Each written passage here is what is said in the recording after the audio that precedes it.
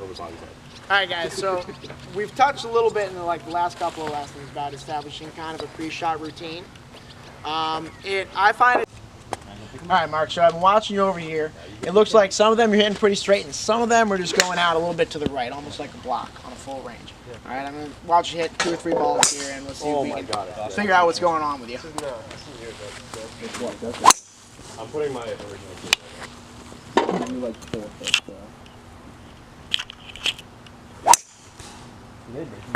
Let's see, one more. Hit that one pretty good.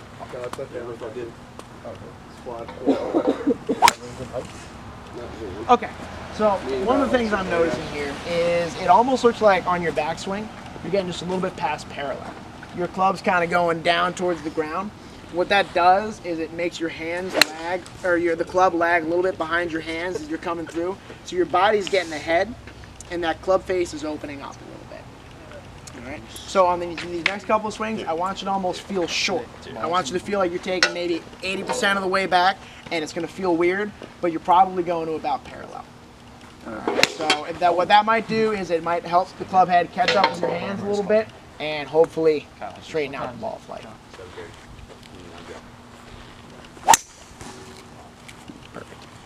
To be probably the most important for the long shots.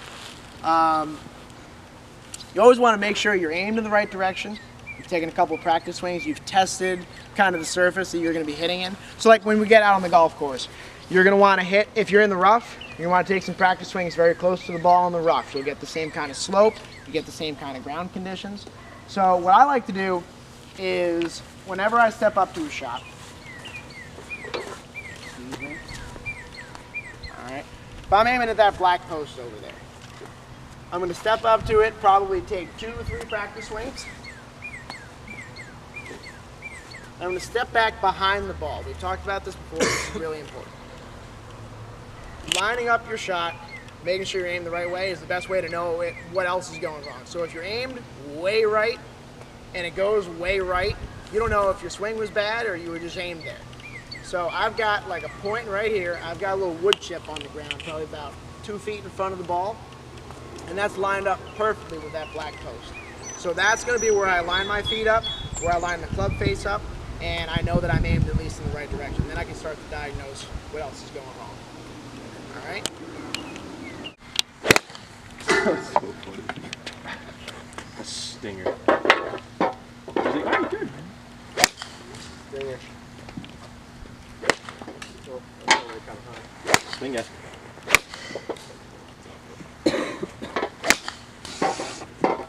The reverse grip.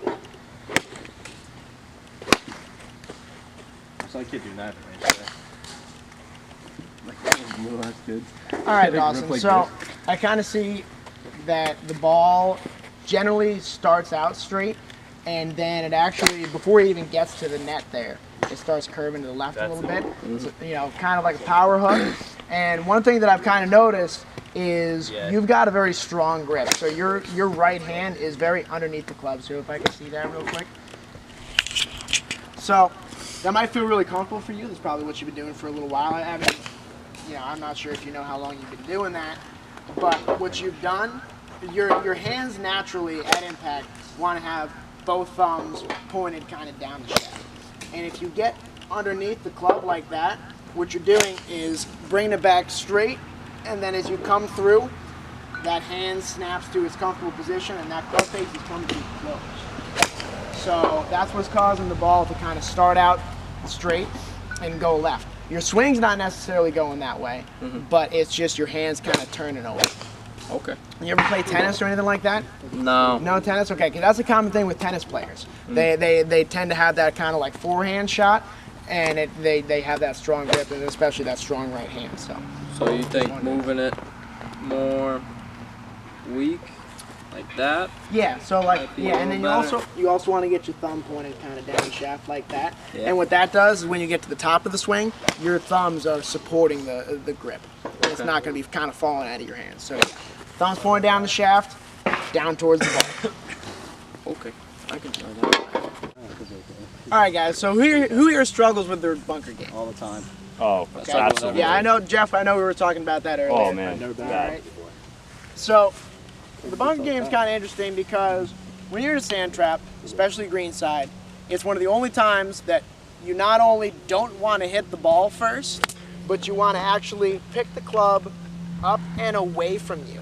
Okay, so for normal swings, we're going to be bringing it straight back, kind of behind our backs.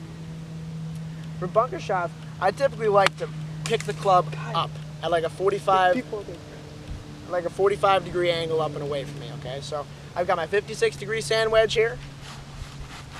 I've dug myself in to kind of get myself a little bit lower, test out the surface of the sand. I've got my club way opened up, and I pick my arms up and kind of hit down maybe half an inch to an inch behind the ball. The key thing here is to never stop accelerating. As soon as you decelerate, that ball is going into the face of the bunker. This is some hard sand. You need to get some power to get it out.